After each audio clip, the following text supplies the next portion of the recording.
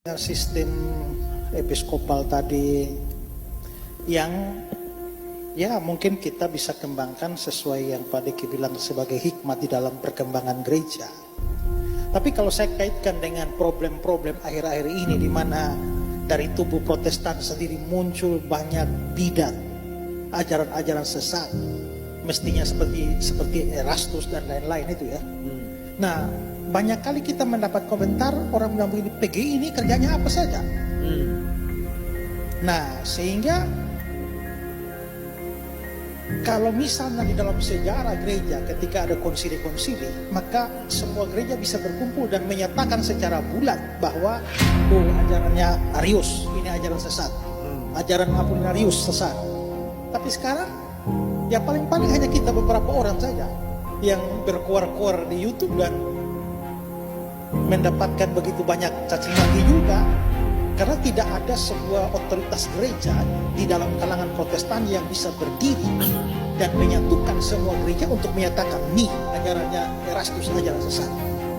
Jadi akibatnya justru akhirnya menjadi pro kontra yang berkepanjangan. Ya, jadi dalam hal semacam ini mestinya di kalangan Protestan itu harus dalam bentuk seperti apa supaya kita mempunyai otoritas juga dari gereja-gereja untuk menyatakan sebuah ajaran adalah ajaran sesat. Kalau tidak, kita terbelah dan jadi bingung sebenarnya. Sementara yang lain dan tidak berkuatu Erasmus dan mengajarkan ulang, sementara kita bilang sesat, Protestan bilang sesat, yang ini bilang tidak, ini bilang tidak. Karena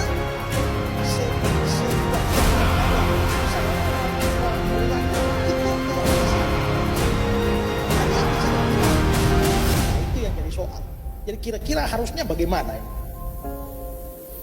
Oke, Peranan organisasi gereja PGI itu mestinya di mana peranannya dalam kaitan dengan ini? Ya.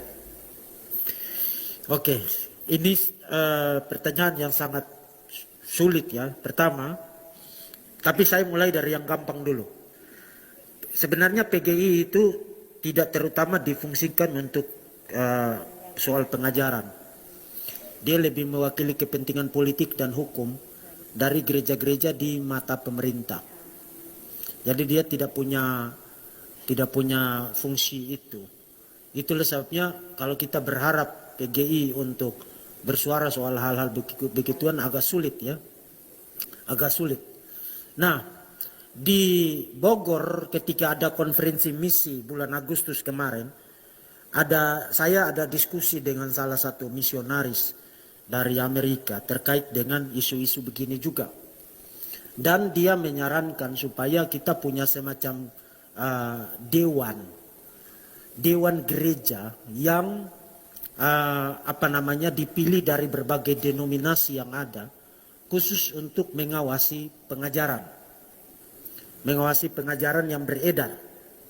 Sehingga ketika muncul orang-orang yang nyeleneh kemudian mengajarkan ajaran sesat sambil mengklaim bahwa ini dasarnya dari Alkitab, tidak perlu bapak-bapak gereja, tidak perlu konsili, kita perlu ada dewan itu.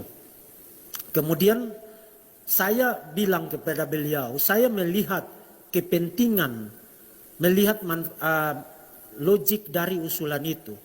Tapi pertanyaan saya adalah, bukankah itu kita kembali kepada Katolik Roma?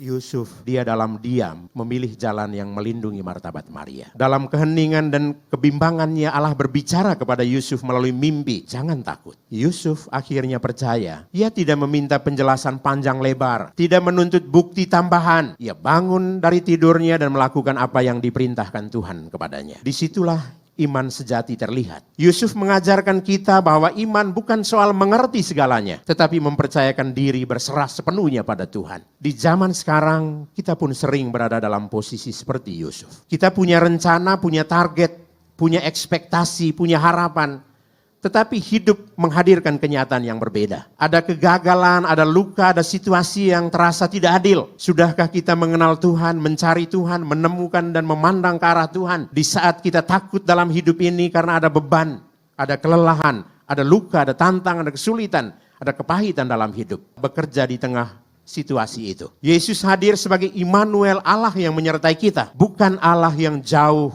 bukan Allah yang tidak peduli dengan kita. Kelahiran Yesus justru menjadikan Allah yang dekat, yang akrab, yang mempesona hati kita. Kita berarti belajar menjadi seperti Yusuf, membuka hati, memberi ruang bagi kehendak Allah, dan berani melangkah dalam iman. Seperti Yusuf dalam kelelahan dan beban pikirannya, dia mendengarkan Tuhan. Kata yang sangat kuat, jangan takut, sangat meneguhkan Yusuf.